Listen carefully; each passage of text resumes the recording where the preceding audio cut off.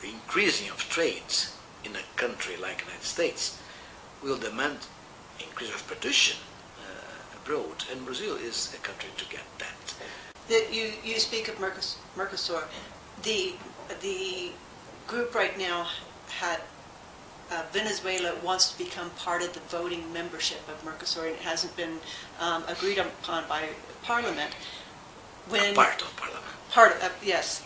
For the moment. And yet when Venezuela was in the Andean group, they left it because supposedly because Colombia and Chile had a trade agreement that was very favorable to the United States.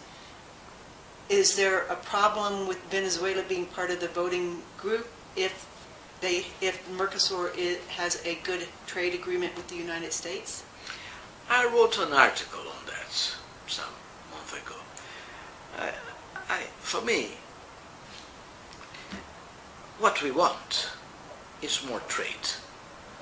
More trade, more production, more jobs here, more distributed income for Brazilian population. So if Venezuela can give us a chance for that, it's okay. To be a voting member, I don't think he will be always a minority in front of the other countries. And I hope that at the end of the day we'll have the big Mercosur, Andean region, the Amazonic region will be all members of the South America Mercosur. I think that's going to happen at the end of the day. Not only a block of countries. If you look at the map, you see that half of the South America is Mercosur. And you said he won't be a minority. I would imagine you meant Chavez. Yes. And when you say he won't be a minority, what did you mean by that? There are 4 countries in Mercosur today. Mm-hmm. So if Venezuela comes, there will be always 4 countries and Venezuela. And I hope that Bolivia and Chile and then Peru and then Ecuador and then Colombia will join us also at the end of the day. That's what I think. So I don't think it's a problem. Do you find it ironic that we trade more freely with Venezuela because of their oil than we do with you with the ethanol? Well, this is something that I cannot understand. I don't think it's ironic. I think it's a mistake. We have an agreement, United States and Brazil, an agreement to develop ethanol in the region. How can happen that 2 countries have an agreement and one of the countries have a taxation against the other country? And just against Brazil. There's no taxes for oil in Venezuela, there are no taxes for Arabian countries, there are no taxes for ethanol in Oregon, just for Brazilian ethanol. And the only country that has an agreement in ethanol, is Brazil. So I cannot understand.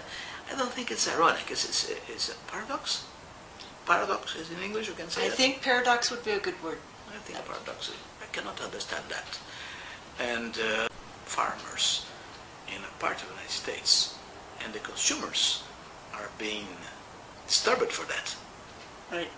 So I don't understand that. So but I believe that there will be a phasing out in that taxation. I'm proposing to both countries, okay, United States will have this taxation against Brazil. It's against Brazil. So let's use this money that should be ours. Let's use this money to develop joint researches in sugarcane or in celluloses or in biofuels in general. Joint activities in research, in development of new technologies, together with our money used by the United States, together. At least could be a minimization of the taxation. Obrigada. My pleasure. You are very nice, and it's easy to talk to you. Thank you very much for that. Thank you, Roberto.